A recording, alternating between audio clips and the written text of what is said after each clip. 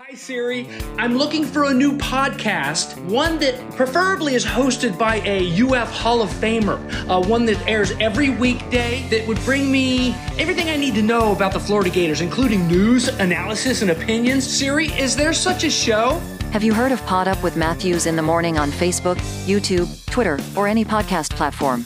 Oh my gosh, why didn't I think of that? UF Hall of Famer Shane Matthews has a show every weekday. I'm going to go check it out tomorrow. Thanks, Siri.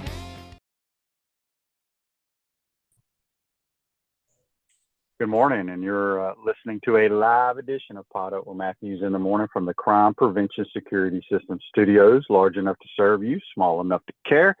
I want to thank James Bates for our introduction today. Got some sad news to start the program out today. Former Gator assistant, longtime Dartmouth head coach Buddy Teevens passed away last night. Just a tremendous man, touched so many lives as a coach. Had a really bad accident. I mean, one of the most fit guys for his age had a biking accident over in the St. Augustine area, several months ago, and but he passed away, and really, really sad. So, JC, you're on the Titan Tomorrow hotline. Did you ever get to meet Buddy Teevens? No, but I met his wife, Kirsten, and I knew quite a bit about Buddy. And, you know, former coach here at Florida with Coach Spurrier, Coach Stanford, Coach Dartmouth, big Dartmouth guy. Just a tragic accident right outside of a pizza place on A1A in St. Augustine. It was terrible. His bicycle was hit, and he lost a leg, and he just couldn't recover from those injuries. So it's a sad time for the Teevens family, of course, and we all are thinking about them and him, of course, as he was 66 years old. He wasn't very old, in my opinion, and it was just a bad accident. Yeah. I mean, 66 looked about he was like 40. I mean, when you talk about fit, he was very fit. So very, very sad, no question about it. Yeah. We got a million texts here on the Titan Tomorrow text line. Let me get to some of these. This is from Jeffrey from the 321 area code. He says, "Does Mertz play in the NFL?" Don't know. Don't care. He's our quarterback for the next 2 years. There you go. I mean, he's one of those guys that he could be a journeyman backup like myself, smart, accurate, good teammate. Tommy in Gainesville says, what's the reasoning behind number 0 is wearing number 43 and number 43 is wearing 0, switching back and forth on kickoffs? Heard the official announce that on all Florida kickoffs. Are there any suspensions for either team after the melee? Players from both teams threw punches. All right. Yes, Florida had 3 suspended. Dante Zanders, Damian George, Mazuka all missed the first half against Charlotte. Tennessee had 1 guy suspended. Okay, so the answer to the 0. So we have 2 kids that wear 0, Sharif Denson and Jaquilian Frazier's. They both play a lot of special teams. So they have to slip on a jersey, one of them does, to be number 43 or whatever number that it is, so you don't have 2 number 0s. The problem we had at Utah, we had 2 number 3s. So hopefully that answers your question. Chris from Cottondale says, "Shane, explain in depth your feelings about Mertz throwing more. How would you do that? Would you use more 10 personnel because we never seem to use it?" I trust him. I've seen him throw in practice. I've seen enough in games. He knows what to do, where to go with the football. Let him go play. Boy, Lee in Lake City gave me this is like a book. I can't read all this. It has something to do with all the timeouts yesterday. We'll get back to that one on another day.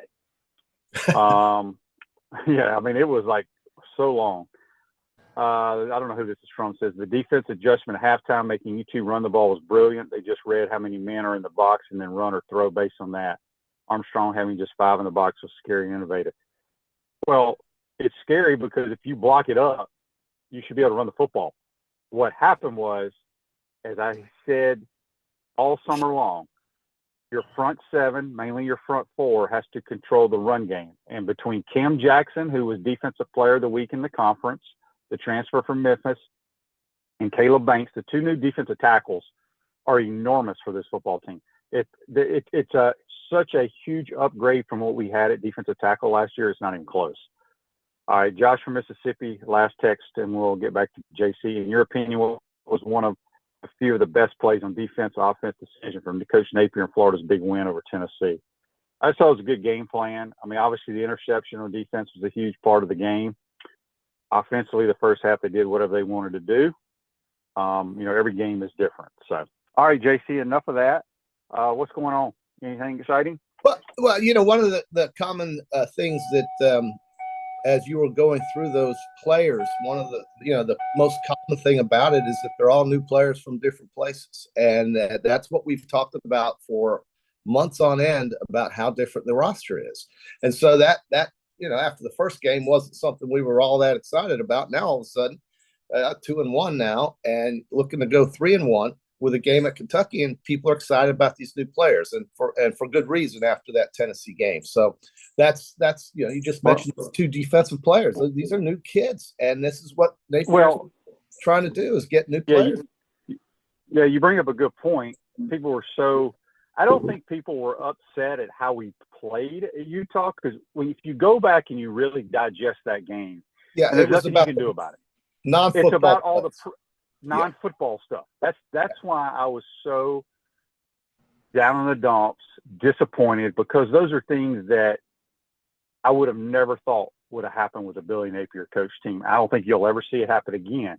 But it had nothing to do with. That game had nothing to do with talent, or you could say execution. I mean, every play is executed differently, but we played like we're supposed to play against Tennessee. Now you have to take that, build on it, and don't go lay an egg against Charlotte or lay an egg in Lexington, and just build on it. Because if you look at the schedule, you should not lose a game, in my opinion, and going to Jacksonville. I mean, we should be 6-1, I think, when we play the Georgia Bulldogs. Yeah, that's consistency you're going to have to find and hope for. And if they get that, you should be 6-1 with those teams you got. Now, I think the game in Columbia could be interesting, but I do think that Kentucky, it doesn't really frighten me in any way, shape, or form. But we'll just take it one at a time, as the old cliche goes. But speaking of cliches, and one that nobody wanted to hear was how all of those things that you mentioned in the Utah game was fixable. Well, it was, and we don't like to use that coach speak, but in reality, those things are fixable and have been to this point now, especially after what we saw on Saturday. So you can't get upset with that anymore. It's ancient history. Nobody cares about that game right now. And the Gators are 2-1 with all these new players getting a lot of time out there and making an impact on the game and having an impact, I should say, on the game. That's very encouraging. You could be, I don't know, Iowa State, who just got beat by a MAC team. You could be Cincinnati, who just got beat by a MAC team. You could be Oklahoma State, who just got beat by a Sun Belt team. You could be Stanford. No, hang on a second. The Cowpokes didn't just get beat. They got buried. They got beat 33-0 at home. 33-7 at home in Stillwater. Oh, they did score. Okay. To the Sun Belt Jaguars. You could be Stanford, who just got invited to the Big Ten, or ACC rather, which is a joke, and they lost to Sacramento State out of the Big Sky. You also could be Arizona State, who can't find the end zone. They can't score. They were shut out at home by Fresno State out of the Mountain West. And since we're mentioning the Mountain West, Vanderbilt lost to Vegas. Las Vegas beat the worst team in the SEC once again by 3 points out of the Mountain West Conference. I have no idea why we let Vanderbilt suck out the resources of the SEC when they suck. And they suck year after year after year. I can't stand Vanderbilt. But the thing is that you've got MAC teams beating Big 12 teams. You've got Sun Belt teams beating Big 12 teams. You got Mountain West teams beating ACC and SEC teams. And you got a Big Sky team that just beat an ACC team. So think about those guys and what they're living with right now. And then, nobody cares about this. But the point is that Florida has shown improvement through the first 3 games, I think, from the very beginning to this point, especially because of what happened Saturday, and will continue to do so against Charlotte. I can't imagine them not scoring or naming the score against this team that just lost to a Sean Elliott coached Georgia State team, who was very good, by the way, at 3-0, but they allowed Georgia State to score 41 points. I would like to think that Florida will have 41 points by halftime in this game Saturday night. So this is good stuff. And this is what makes you confident. And this should give you confidence as you get ready to continue on in the SEC against the Kentucky Wildcats in 2 weeks. And I do look forward to that because I don't really consider this game much of a challenge. Just want to stay healthy in this game and move on. Yep. 1966 HBC beer available at Spurrier's Gridiron Grill, Gator Games in the Swamp, and select retail outlets. Crisp American Lager Nuts, 1966 HBC beer. Speaking with JC on the Titan Tomorrow Hotline, second part of today's show, we'll have Franz Beard from Gator Bait Media join us. We got a Titan Tomorrow. No, this is not Titan Tomorrow. This would be Meldon Law Facebook Live question from Tram. With Trey hurt, will Andy Jean and Mizell jump into that role? We've heard so much about them in the offseason, but they seem to be in limited roles so far. Going to play a little bit this week. They're kind of a different type of player than where Trey was playing. These guys are more straight line runners, where Trey is kind of a east-west, put his foot in the ground, make people miss type guy. So I think we'll ask Franz his thoughts on that as well. Dan says Vandy needs to field a softball team or no football checks. Yeah, he was my favorite player after the Utah game. I just adopted him as one of my favorite players on the team. And, the collarbone came back negative, and so the x-rays were negative. Won't play Saturday, may not even play against Kentucky, and may not even play against Vanderbilt because of the pain threshold he's going to have to go through from what I was reading. But I hope that he can get back by the time they play at South Carolina on October 14th. I would like to see that because to me, that game is, I don't know. I'm just not impressed with Kentucky. I think South Carolina could be the toughest game, as you said, leading into Georgia, with a real likelihood that if this team continues to progress, a 6-1 record is on the table if they can get there. I don't want to get too far ahead of myself. I know coaches hate that, but I'm a fan too, and we think of these things looking at the schedule, and you just mentioned it. So 6-1 going to Georgia, but I think they need Wilson, and I hope he can. JC, just think if they get to 6-1 before Georgia, you've already won your total wins. That's right, 5.5. So I mean, you feel pretty good about that right now, don't you, JC? A lot better than I did 2 weeks ago. And yes, because it's something that we needed to see, QB. I mean, you were more of the belief than maybe the majority of people, but I think folks don't mind seeing it. It's like I said, they have to give me a reason to want to go back to watch after that Utah game. And now I think they have, because of what they were able to do in Tennessee. And frankly, if they didn't want to just get conservative in the second half, Spurrier would have scored 48 on Tennessee if he could have. And I don't think Billy does it that way. And that's fine. But the fans are used to that kind of thing. Urban and Steve would just run and go and not stop. Well, Billy that's not true. That's not true, because I did a podcast with Coach yesterday, and he said there were multiple times when he got ahead of people. It all depends on the score, how the defense is playing. He regrets being conservative sometimes, and there are other times. So, look, when we kicked the field goal and made it 3 possessions, I was like, I don't care what happens. There's no way we're going to lose this game. All right. Chris from Mayak on the Titan MR text line says, Shane, you got a compliment from Frank Frangie yesterday on his show about merch. Speaking of Frank, won't he be on your show again? We'll probably have him next week or the week after, talk a little Jaguars. I don't know what Frank said, but he's a good dude, does a good job over there. Georgia Gator on the Titan MR text line says, Vandy is a tax write-off for the SEC.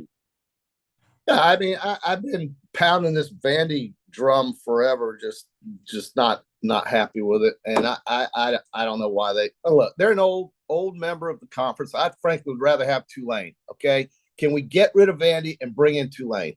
I think Tulane does more with less than many schools in the country. Bring in Tulane and New Orleans. I know that would compete with LSU, but you know what? Nothing competes with LSU in that damn state. So what's wrong with that? So let's bring in Tulane and kick out Vandy. I'm going to put on the Tulane hat Friday, and that'll be part of my campaign to boot Vandy and bring in Tulane. How's that sound? Well, your campaign is probably going to go over like a lead balloon.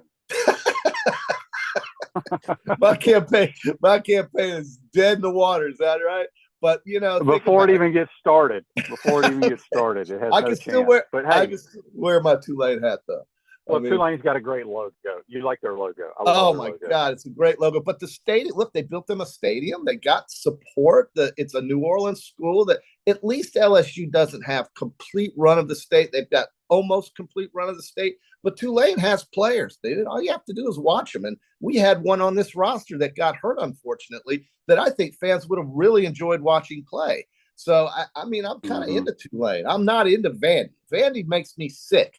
I can't stand him. I just don't like the excuses every year, the same old crap. And we gotta play them. I don't want to play Vandy. I mean, what's the point? There's nothing there that you can add. There's nothing good about it. And, you know, I'm still going to show up though in 2 weeks. That'll be my first Florida game, by the way, in the swamp is Vandy. Okay. Buck on Facebook Live, brought to you by Mellon Law, says Ole Miss over Bama Saturday. Well, are you concerned? I would have been if you didn't name Milroe the starter, because I think Milroe can get the ball in the end zone, whether you like it or not, or whether he's, listen, you can build an offense around this guy's legs. You just have to get out of this pocket 7-man protection scheme that Tommy Rees wants to build. I started thinking that Tommy Rees, because he came from Notre Dame, was a secret agent for Notre Dame to ruin the Alabama football program, and he's getting there. And I just hope that Coach Saban sees this impending train and gets it figured out, because they can build an offense around Milroe if they just don't put him in situations where he's thrown into zone coverage. He just doesn't perform well into that kind of thing. So I think they can do fine. I think they'll score points. Remember, they had a lead against Texas in the third period with this guy throwing interceptions that led to 10 points. I think they can beat Mississippi. I don't see any reason why they can't, but I do think that Dart can come in there and do some damage on that defense. If Mississippi gets a lead, I think Kiffin's going to be tough to beat. I don't know why I'm worried about Mississippi, but it's because of the way Alabama's played on offense. And it's clear to me that they are not right. So it could be a tough game. Yeah, it could be a tough game. All right, we got some I'm multitasking here. So we got some YouTube comments I want to get to, brought to you by Quality Plumbing. All right. Cool. J&J Trucking says, Shane, I think the noon game helps us at Kentucky. What do you think? I do. I agree with that. Wake up, eat pregame meal, get on the bus, go to the stadium. All the Kentucky fans aren't going to be drinking bourbon. I guess they could be drinking bourbon all night. But I do think a noon game will help us. Zach also here on YouTube, brought to you by Quality Plumbing, says, do you and JC still pick spreads on this show? Yeah, we do. We'll probably, are there games to pick today, JC, for Thursday? We definitely do it on Friday, Zach. Okay, I will check that immediately. Right now, though, since he asked, you're 9-17. You got to turn it around, QB. I'm 12. That's terrible. I got to turn it around too. I'm 12-14. We have a Georgia State Coastal Carolina game, which is actually good football. It's a lot better than what Vandy can provide us. But Georgia State and Coastal Carolina is a 6.5-point spread for the Chanticleers. Georgia State, Sean Elliott, undefeated. Give me the 6.5. Well, okay, I didn't know we were doing that, but it's Peachland Dentistry, Gator Nation's #1 choice for dentistry in Port Charlotte surrounding areas. Go visit them at peachlanddental.com. All right, so who's favored? Georgia State is catching 6.5 at Coastal Carolina tomorrow night. Wow, that doesn't make sense to me. I want the points. Give me those points now. Coastal. Well, that's what I'm saying. It doesn't make sense, because I don't even know what Coastal Carolina. Their coach is now coaching at Liberty.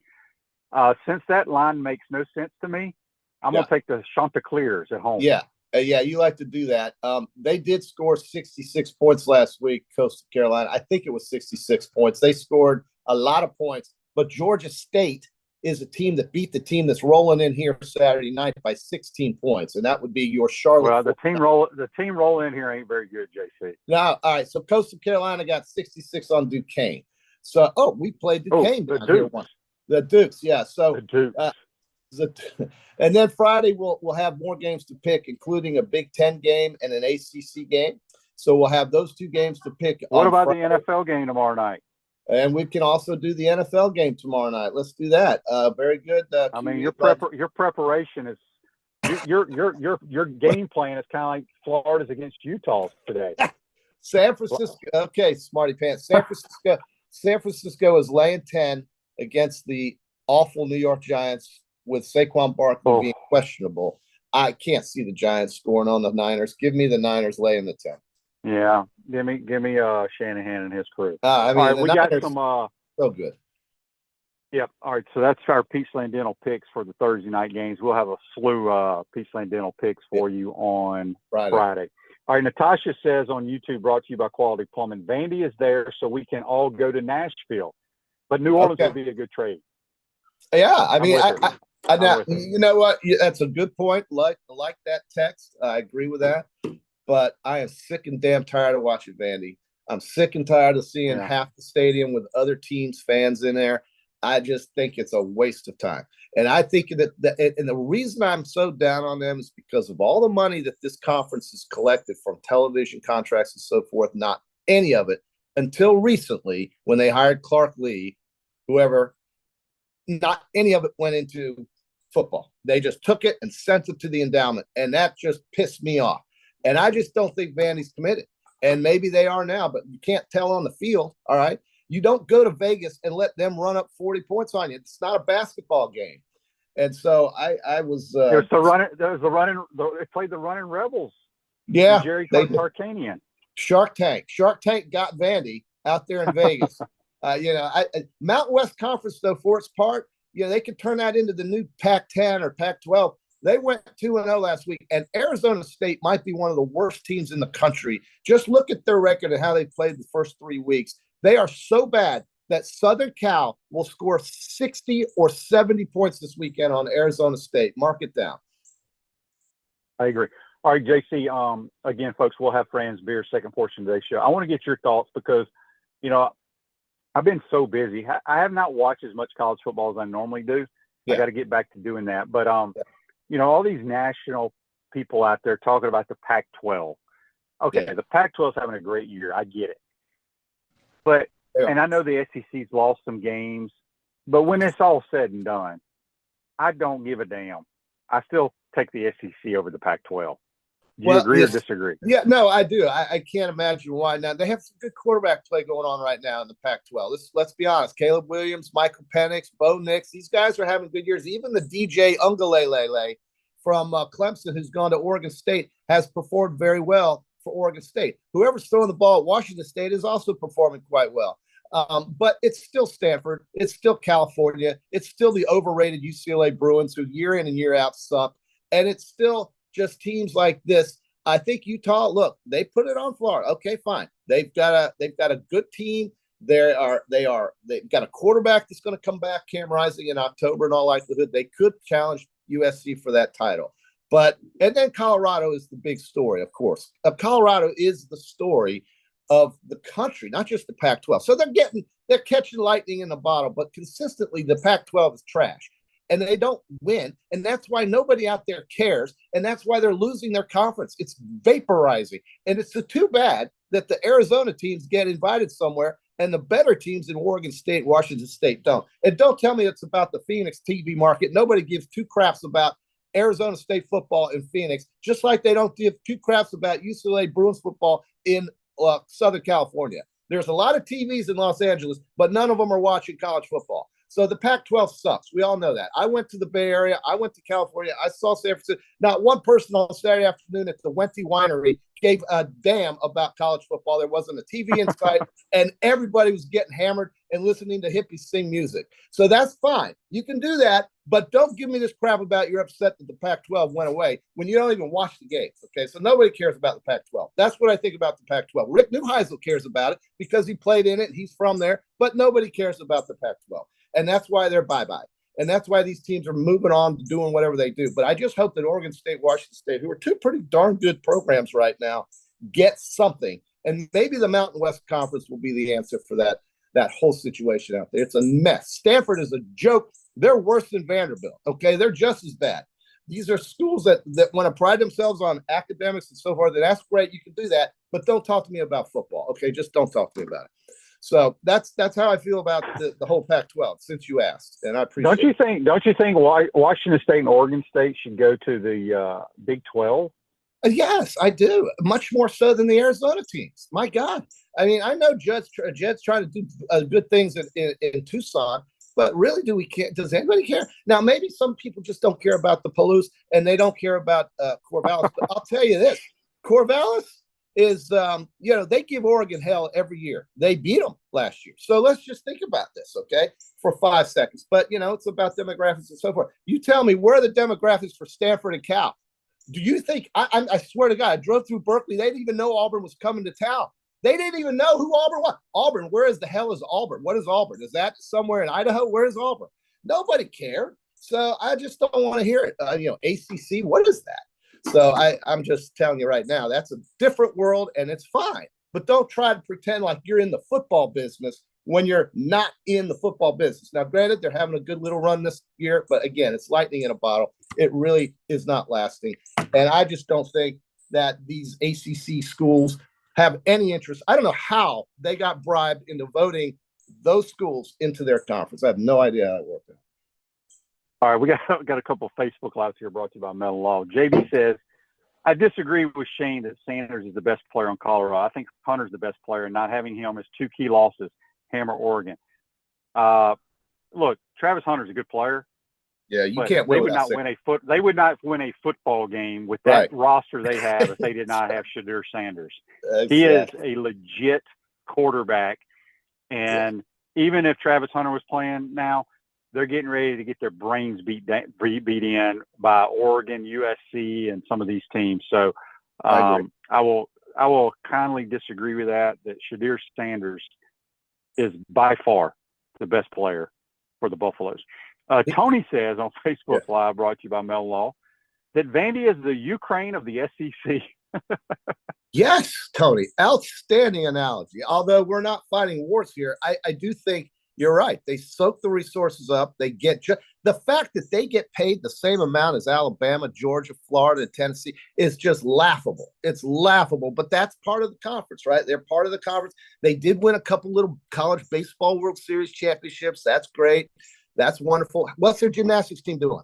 What's their swim team doing? What's their golf team doing? What's their basketball team doing? It's all trash. They don't win anything.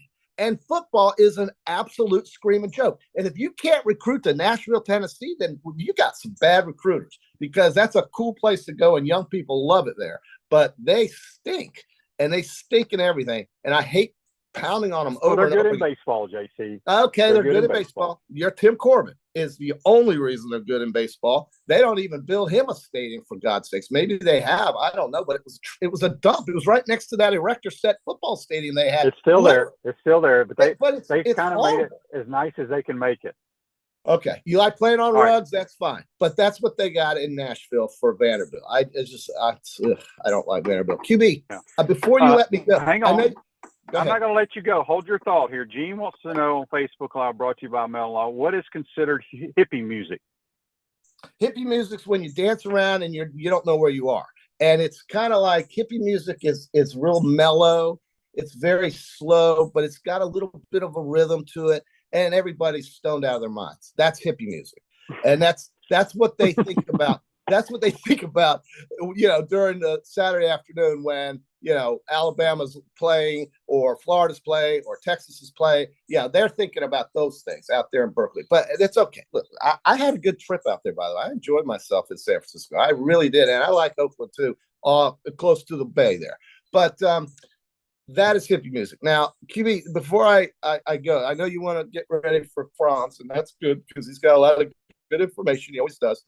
But I wanted to ask you if you can, off the top of your head. Now, we had a pitcher last night, Adam Wainwright, get his 200th win. Okay, so there are 5 pitchers that are currently active with 200 wins, which is a milestone. It's an amazing achievement in Major League Baseball, especially the way these hooks come and these pitchers are taken out for bullpens and crap like that. There are 5 pitchers. I won't ask you to name 5 because I already gave you 1. But name 2 of the remaining 4 who are active that have 200 wins. Who was the other one? Who did you already give me? Adam Wainwright. He got it on. Adam Wainwright. Hey, but he's played his whole career with the Cardinals too, right? I think he has. I think he absolutely has. Yeah. Justin Verlander would be one. That is correct. Good job. Who's another one? Oh dear. How about what was that Max? What's that Max guy's name? You did. Pitch for. That's outstanding. Very good. Max Scherzer. Max Scherzer. Max Scherzer, kind of been a journey. Kershaw. Clayton Kershaw. You got it. The last one is going to be hard because he's on a very poor team right now. But that would be. Go ahead. Give me the team he plays for now. Kansas City. Oh dear. Yeah. Brady Singer. I don't know anybody. I have no idea who even pitches for them. It's surprising because he's still on that roster, but that would be Zach Greinke. And he pitched for the Dodgers. He's been pitching forever. He's been pitching forever. So Verlander, Scherzer, Greinke, Kershaw, Wainwright, you did an outstanding job there, QB. Well done. And right now, Garrett Cole, who is 33 years old, probably going to win the American League Cy Young, runaway Cy Young Award winner for the lousy Yankees this year. He's 2.81 ERA, 13-4, pitched 192 innings this year. He'll be the next guy. He's at 143. I think there's a safe bet he'll be the next guy to hit 200 as an active player pitching in Major League Baseball. But congrats to Adam Wainwright. I've always liked Adam Wainwright. That guy is consistent. He's played for the Cardinals. He's won a World Series there. Yeah, but you did it, man. You nailed it. Verlander, Scherzer, and Kershaw. Well done. Greinke. All right, JC, we appreciate you giving us a rundown of Pac-12. Pac-12, California, lifestyles, all that good stuff. And how about those teams out of the MAC and Sun Belt and Mountain West and Big Sky that landed on Power 5 schools? How about that? Yeah, I wonder what Boone is Boone Pickens still alive? No, he's passed away. No, Boone's passed away. I wonder what he's thinking right now. Look, that guy Gundy's been there for a long time. I wonder what this means, because you cannot lose to the South Alabama Jaguars by 4 touchdowns at home. It's not acceptable. And look at Stanford. My God, Sacramento State. I don't even know who they are. I don't even know what their nickname is, but they play in the Big Sky Conference, for crying out loud. Yeah, they got a big clobber. Real quick, we get Chris from Cottondale says, whoever wants to know what hippie music is doesn't need to ask JC. They need to ask Bill Walton. Give me a Bill Walton before we get out of here, JC. The Pac-12 Conference of Champions is dissolving. It is an absurdity. It is absurd. I don't understand. The people don't appreciate the championships of the Pac-12. Good stuff. JC, have a good day, my man. We'll talk to you soon. See ya. That's JC. Join us on the Titan MR hotline. Chris says Gundy was the QB in the swamp in 1990. Was he? Huh. I'll have to look on that. We're going to take a quick time out. When we come back, we'll be joined by Franz Beard, a Gator Bake Media. You're watching and listening to PodUp with Matthews in the Morning from the Crime Prevention Security System Studios. We'll be right back. We want to take this moment to thank our sponsors who keep the show going and pay the bills. Our premium sponsors are Crime Prevention Security Systems, large enough to serve you, small enough to care. Titan MRI, Gainesville's only locally owned and operated MRI facility. Meldon Law, the only official injury and accident law attorneys of the Florida Gators. Peachland Dental, Gator Nation's first choice for dentistry in Port Charlotte. QC Kinetics, live pain-free with QC Kinetics. Campus USA, put some star power to work in your financial life with Campus USA Credit Union. Dave & Buster's, eat, drink, play, watch. Our gridiron sponsors are Auto ER, UF Bookstores, Silverback Concrete, Ruse Ogre State Farm Insurance, Radware, F45, Quality Plumbing. Our touchdown sponsors are Adams Ribs, Gator Dominoes, Celebrate Primary Care, Gator Bait Media, Okido America, Style Cuts, Ironwood Golf Course, Big Mills Cheesesteak, McDonald's of Gainesville, 84 Lumber, Dowling Signs, Baker's Sporting Goods, Silver Q Billiards and Sports Bar. If you're interested in promoting your business on the show, call Freddie at 352-284-3733. If you like what we're doing here, make sure to follow us and support the businesses that support us. Attention all Gator fans, Meldon Law is giving away a chance to experience the Florida-Georgia game like never before. 2-night stay at the Hilton on the River, dinner at Ruth Chris Steakhouse, 2 premium tickets to the game, and a football signed by Coach Billy Napier, and much more. Go to the Meldon Law Facebook page and look for the VIP experience for 2. Good luck and go Gators!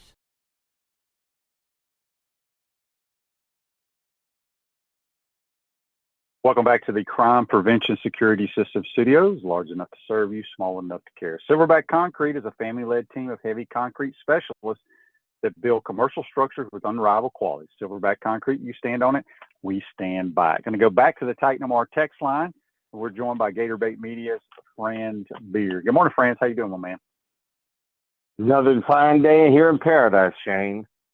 That's right. Well, Franz, obviously, before we jump into it, we had some sad news overnight. Buddy Teevens, former Gator assistant, longtime Dartmouth head coach, passed away. Did you know Buddy at all, or when you were covering the Gators? Yes, I did. Get to know him? Yes, I did. Yeah, good. Just a good man. Real good man, and really, really a very, very bright man. Very, you were struck immediately by just how smart the guy was. And not only that, though, a real caring person. He made a career out of promoting player safety, things like that. He was one of the first coaches that I know of that reduced hitting to an absolute minimum, and found new ways to teach tackling and stuff like that to prevent injuries. They had very, very few of them up when he was up at Dartmouth. He's a guy that's going to be missed. Yeah, no doubt about it. So our thoughts and prayers go out to his family for sure. Franz, let's just get your overall thoughts. Big win in the Swamp. Obviously, the crowd was electric. Biggest win, clearly, for Billy Napier in his young career as the Gator head coach. Wouldn't you agree? Oh, absolutely, Shane. This was a case of one team coming out that I thought was the best prepared team, the best coach team won the ball game. And this is one of the things that we've been talking about, because that's that first game. I think everybody got a bad impression that this was going to be a very undisciplined team, etc. And I think now that we've seen them through 3 ball games, I think that we can see that first game, I think, was a fluke, because I think they're a better coach than that.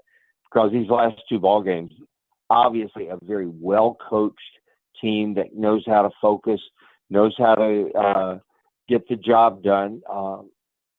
I was really, really impressed with this win over Tennessee.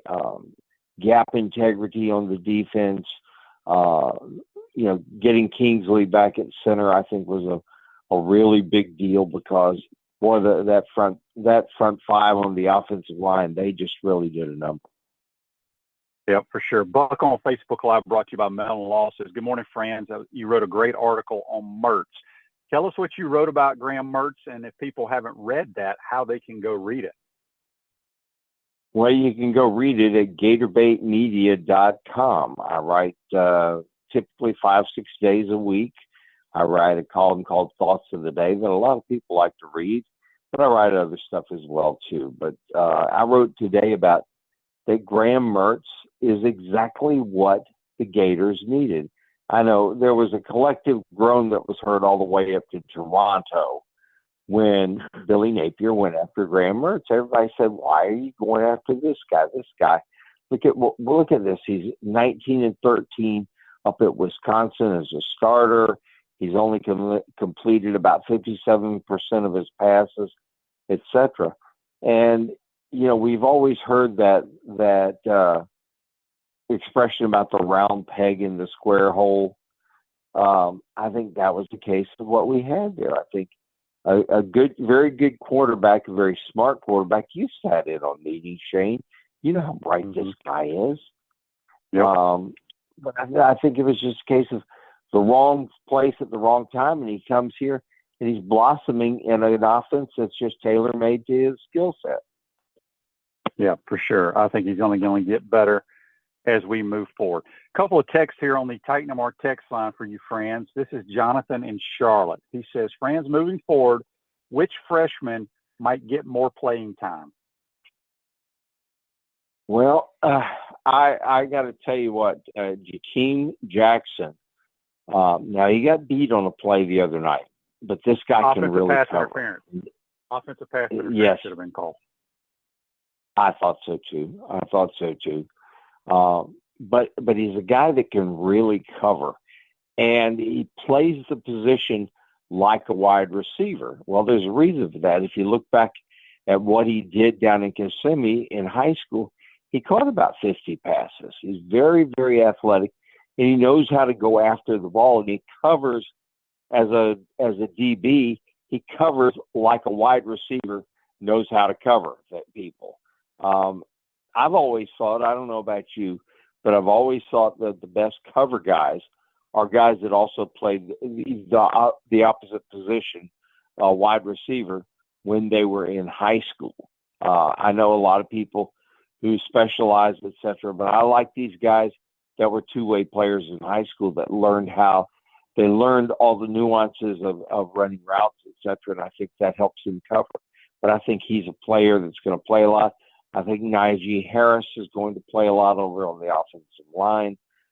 He'll be starting, obviously, this week with Micah Mazuka suspended for the first half of the game against Charlotte. So Najee Harris is going to step in. He's going to start that game at right guard, and he's going to be hard to get out of the lineup. He's really good. Yeah, I do like Jakeem Jackson. I think he's going to be a star. You think Mizell and Andy Jean get a little more playing time this week, possibly? I think they've got to. They're going to have to start taking more shots down the field, and they know that. They've been taking what the defense gives them, but sooner or later, people start crowding that line and making it more and more difficult to hit those throws, the little 8-9 yard throws. And they're going to have to take more shots downfield just to keep the safeties honest. And these are the two guys. These are two guys, not the two guys, but these are two guys that really can stretch the field. Mizell's got tremendous speed. Andy Jean, I think, is a long strider who is going faster than he looks. Reminds me a lot of Willie Jackson, the way he runs. Now, I'll tell you another guy that's going to play a lot more, and that's Khalil Jackson. That catch he made over on the sideline the other day, and then getting his toes tapped in, that was a pro play. My goodness, really big time reception there. And to have a receiver up with a hand in the face and everything, he still has the concentration to make the catch, get the toes in. That was one of my 2 or 3 best plays of the game. Yeah, it was unbelievable throw and catch. Andy asked on Facebook Live, brought to you by Melton Law, do you think Jack Miller will throw a pass on Saturday? I hope he does, Shane, because, you never know when, for example, you have a late hit, for example, like the one that happened at the end of the ball game. What happens if you get one of those, say, in the second quarter, and you got a quarterback over in the sideline trying to figure out which week he's in? You better have somebody that can step in that knows the offense, has been around, and is not going to be fazed by the situation. So I think he's got to get some throws in, and I think he's got to get some time under center. And this will be the perfect time to do it, because after that you run a gauntlet of SEC games that are going to be, I think, 7 in a row, is it, before you end up with Florida State. So you got to have him ready. Yep. On the Titan Mar text line, Bobby in Little Rock, Arkansas. Ooh, pig suey. He says, Franz, where would you put ETN on your list of great Gator running backs? Well, it's still early. And my goodness, you look at the running backs we've had here. The 2 at the top, actually 3 at the top, Eric Rhett, Emmett Smith, Fred Taylor. Those are three tremendous players. And then, of course, you had Neil Anderson, you had John L. Williams, Lorenzo Hampton, Larry Smith. It's early to be putting him in the top 10, but I think by the end of this year, if he continues it the way he's going to be climbing up that list, and we're going to be saying this is truly one of the greats. But the potential's there. I don't know that we've had a breakaway threat like this. Emmett made some long runs, but Emmett really wasn't that great of a breakaway threat. Emmett was a guy that would threaten to get you 15, 20-yard breaks. Fred Taylor had some breakaway runs, but this is a guy that I think every time he touches the ball, there's an electricity about him, and there's a possibility that he's going to break it. That 62-yard run, he bounces off of that corner, and there's a step between them, and then all of a sudden it's like he just accelerated. He's got a gear that we haven't seen at running back in a long time. Yep, for sure. Sharon on the Titan Mark text line out of Tampa says, Franz, do you have any concerns for the Gator offense this week with missing so many starters due to the suspensions? No, I don't. This is a paycheck game. Mike Hill, who is a former assistant AD here at Florida, he is the athletic director at Charlotte. He's got a 15,000 seat stadium. They have a program they want to build. They want to get that stadium built up, for example, about 35,000 and have people who will come watch them. But right now, to get there, they've got to have paycheck games. This is what this is. They're 28-point underdogs. I will be shocked if Florida doesn't cover that. Yep. Radware is a family-owned business that prides itself in excellent customer service while providing quality and affordable promotional products and customized apparel. A few more minutes here with Franz Beard from Gator Bait Media. Asa says on here, did I see next year's schedule that was released yesterday? Says it's Murderers Row. And, of course, Georgia is playing a high school schedule. I haven't looked at it. Have you?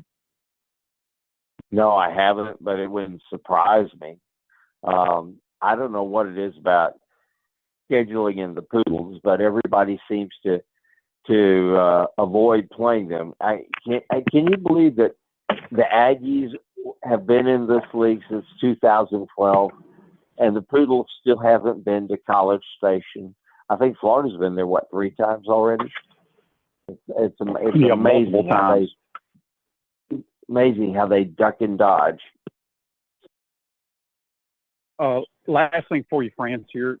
Just give me your thoughts on the addition of Cam Jackson and how he played the other night. Well, he's a 2-gap guy that you've got to have there. If you got a guy that can play straight up on the nose and he can cover either gap, you can stuff the run. You get Caleb Banks on the other side, another 2-gap guy, and they played a lot of their 3-down guys the other night were Chris McClellan, Cam Jackson, and Caleb Banks. When you can go 3 wide like that with 3, what I call wide body 747s there, that all 3 of them are 2-gap guys, you can really stuff the run. Tennessee got very, very little up the middle. I mean, it was rare when they did that.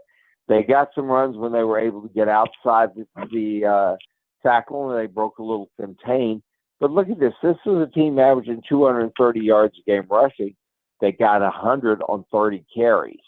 I don't know. I think they had one 12-yard gain. That was about it.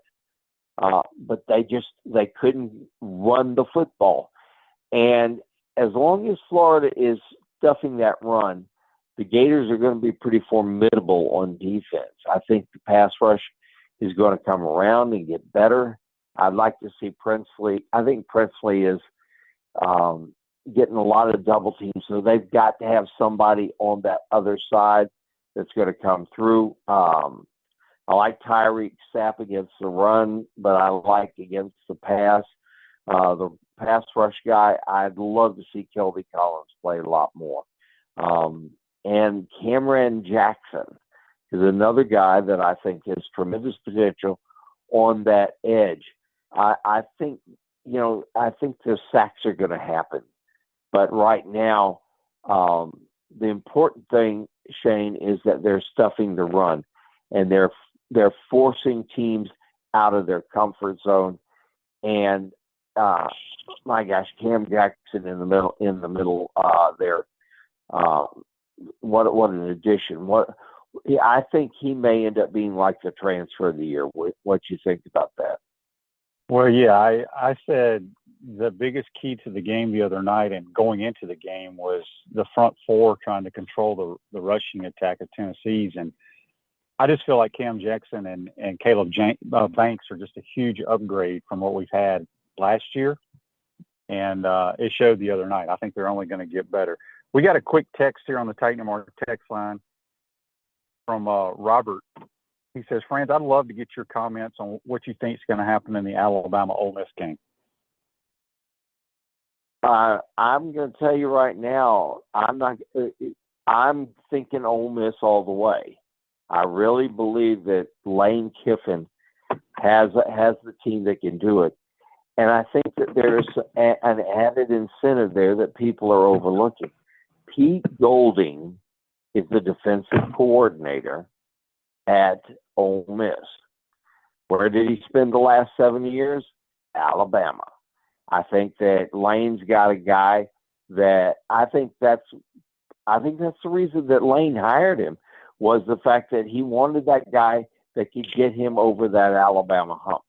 Because I think he's got the offense in mind. I don't know that there's a better offensive mind in all of college football than Lane Kiffin. I mean, I hear all this stuff about Lincoln Riley, and he's good. But I'll tell you what, I like Lane Kiffin as an offensive mind better than anybody else in the game. And you give him Pete Golding there that can get stops over on the defensive side, that knows Alabama. And I really, really like it, Ole Miss to go into Tuscaloosa and win this ball game. That will be something. That'd be a huge win for them. All right, before we get you out of here on YouTube, brought to you by Quality Plumbing, Clint says, QB, I hope Billy will open up the offense a little more as the season progresses. I understand he's managing the flow of the game and trying to get the win, but he also needs to trust his players. I think he trusts his players. I think he really trusts his quarterback. That's just Billy's – that's just who he is. I'm hoping he opens it up as well. What do you think about that, Franz? Oh, I think Billy knows he needs to. And I think it's a case, not so much trusting the players, but as much as, as you pointed out in the McNeese game, McNeese is playing cover 3. You're not going to get the ball down the field on cover 3. You're going to have to dink and dunk. And people are playing the Gators to dink and dunk. Now, that means there are shots available. I think they're going to start going into the middle of the field more often. And maybe it's a case of having a receiver that really wants to go across the middle.